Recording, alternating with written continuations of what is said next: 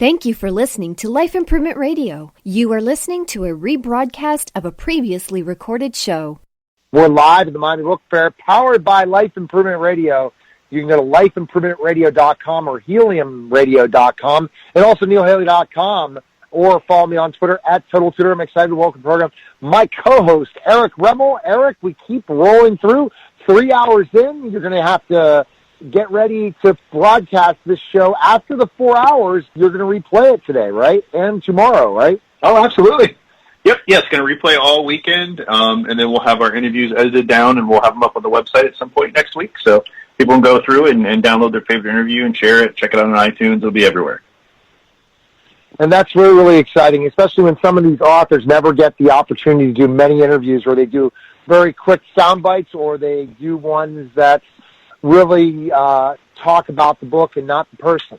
So I'm excited to welcome the program, author Monk Yun Rou. Monk, thanks for calling. You're the author of Mad Monk's Manifesto, a prescription for evolution, revolution, and global awakening. Monk, thanks for calling. How are you? Oh, I appreciate being on the show. I'm great, thanks. All right, Monk, I'm so glad you gave me all the talking points, everything, and I'm like, thanks, you did the work for me, but it really is fascinating to talk about why the title first. And I'm sure when you wrote the book, Monk, when people said Mad Monk Manifesto, Monk, you're mad about something, aren't you, with that title? So, I chose that mad instead of angry, both for the alliteration and the double entendre of the word. I didn't want only to have it be angry, but also a bit crazy.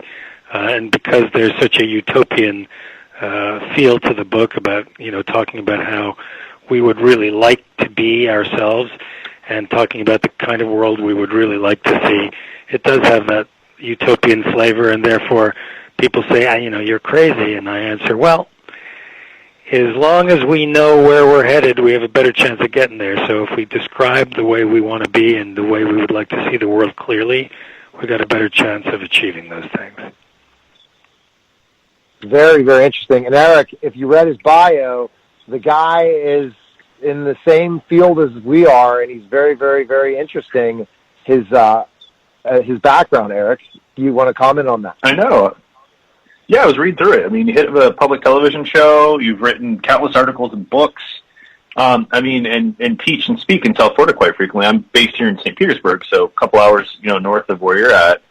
Just really interesting to see all the different stuff you got under your belt, and really, I'm just kind of curious, like, how did you get your start here? How did you begin this journey? Well, I'm only 17, so, I'm still going. But,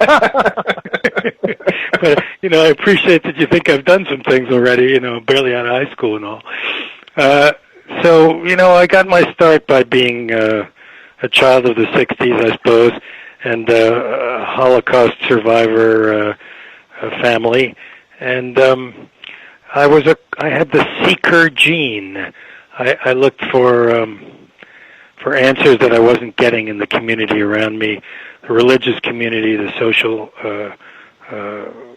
cohort that I grew up in, and I began to sort of cast my net further and further afield. My mom was a philosophy major, and she had a library full of books, including Eastern philosophy, and I started to read those things as a little kid, and of course, I had no idea what they meant. I didn't understand them at all. Hard enough to understand them as an apparent grown-up. I'm not really, no monk is really a grown-up, but I didn't get them but I didn't get them at all when I was a kid. But yet I had a sense there was something there, and so those Eastern things just kept pulling me for decades. They kept pulling you, and that's interesting when you use the word pull for so many reasons. So now we talked about Mad Monk Manifesto. This is a prescription, so this book's going to change everything, right? If it's a prescription, right? So there's a famous saying which is attributed to Gandhi, be the change you want to see in the world. And that statement, that exhortation, spurs us to ask two different how questions.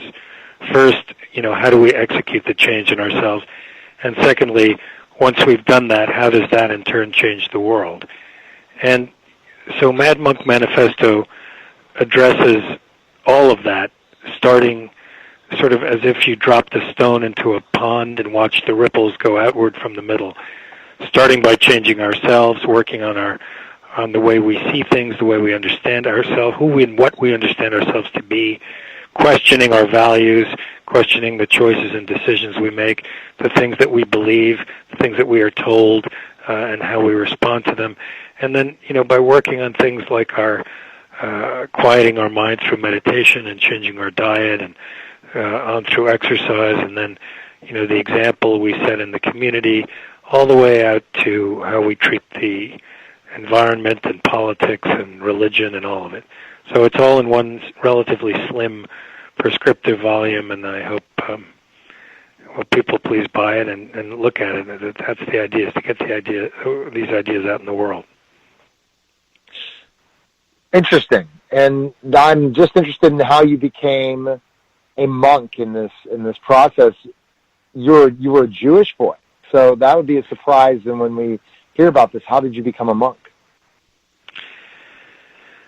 So I suppose if I had been raised in a different milieu, if I had had different influences from religious figures in my life as a child, I might be talking to you now as a rabbi.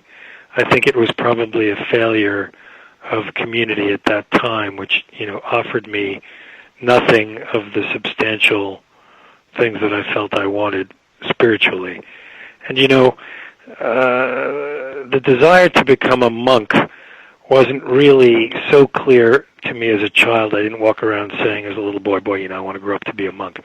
I do remember watching David Carradine's TV show Kung Fu, and while everyone else was clapping and celebrating Carradine's execrable martial arts moves, I had my eyes riveted on those guys in his Shaolin Temple flashbacks, who walked around in robes and seemed so unflappable and together and at peace and wise and knowing. And I remember there was one guy who was blind, Master Po, but he couldn't see, but he could hear a cricket break wind at 100 paces. And, he was a badass, but he was also just always so kind and calm to everybody. And I guess, the seed was probably planted in my head by that TV show in the 80s, or 70s, I guess, that, there are people out there who have their act together and, who are not constantly buffeted by the winds of change around them and by the forces at work on them through our society, through media, through government, all the rest.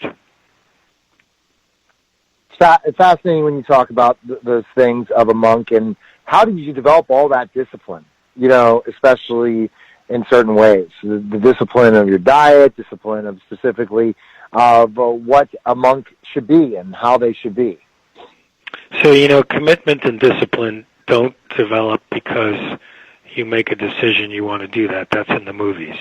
What really happens is that you just come to not like something. So you don't like the way you feel, you don't like the way you look, you don't like the way you react, you don't like something about the person you are, and you want to be able to do something else or feel differently or have a different experience of living. And so, I think anybody who has consistent discipline over decades in certain things does that not because they are a superior character, but because they are clear on what they do and don't want. And so therefore, there really isn't an option not to do. You do because the alternative is unsatisfactory. It's unsatisfactory about, how you feel and how you see yourself and the role you have in the world. And if that unsatisfactory bothers you enough, you change. And that's interesting. You change. And do you believe in so many ways, you yourself, the discipline you have, or the different things, the way you don't makes you feel? If you would go back and not do some of the things that you do to live in a good way, do you feel it in your body? Do you believe that other things are going to go wrong because of that? If you go that direction, eating unhealthy, doing not the right things and stuff? I'd be long dead. I would simply be long dead. Long dead. Yes, I'd be long dead. I've had 4 heart procedures. I went through a cardiac event that was stimulated by some medication I was given for my knees, which damaged my heart, and doctors went in and tried to fix their screw up and over again. And I've been through heavy-duty stuff in my life, and if I didn't have a certain level of strength and fitness and health and strength of mind, there's no way I would have survived any of that. I'd be long dead. Wow. But also suffering a heck of a lot too, in suffering of not feeling the best. And would you say that part of being a monk, you have that certain peace that lots of people in this world do not have?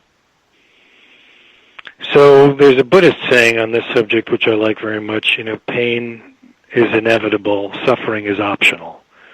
So how we suffer, suffering is a self-created thing. Pain is real, misfortune is real, accidents and disasters and catastrophes are real, loss is real. But what we do with those external events is what separates us from people who don't practice these things. That's fascinating, and it's very interesting when you talk about prescription, because I think what you're trying to say is you want to become a mad monk, read your book, and then guess what? Your life will change. You can go ahead and not have the worries that most of this world have, and you don't have to be on social media all the time. So I was going to say, Monk, how can we connect to you on social media? But I know you have a website that people can find. Unless you're tweeting, like many people, or Facebooking, or, are going to go Facebook Live in 5 minutes, Monk, but best place we can connect with you, where can we go? So I'm not on Facebook. They kicked me off some years ago with that explanation. But I am on Twitter, and I tweet every day, really. I'm at Monk Yun Rou at Twitter. It's YUNROU. I have a few followers there, and I enjoy doing that. I also connect with other Daoists in my community on Twitter and different places in the world, and enjoy that. The website is monkyunrou.com.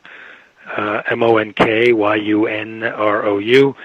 and the book is Mad Monk Manifesto. Please order a copy. It's on Amazon. It's in your local bookstores. It's in other online retailers.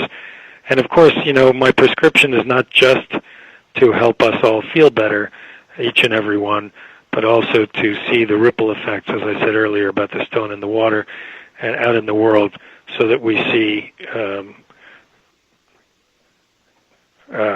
I do have a Mad Monk Manifesto page on Facebook, which my agent has up, so you can go there. Yeah, not my personal page, but yeah. Well, Monk, I loved the conversation, and it really is interesting, and people need to definitely check you out, and you really are giving a sense of things before. So go ahead. Thank you very much. I appreciate it a lot. Thank you for having me on. Okay. You're welcome. Bye-bye. Bye-bye. You're listening to the Neil Haley Show, powered by Life Improvement Radio, live from the Miami Book Fair, and we'll be back in just a moment. Thank you for listening to Life Improvement Radio. The views expressed by show hosts or their guests are their own and shall not be construed in any way as advice from Life Improvement Radio. We make no recommendations or endorsements for radio show programs, services, or products mentioned on air or on our website. Personal perspectives expressed by the producers, writers, or editors will always be presented as such. Any rebroadcast or retransmission without the expressed written consent of Life Improvement Radio is strictly prohibited. Thanks for listening.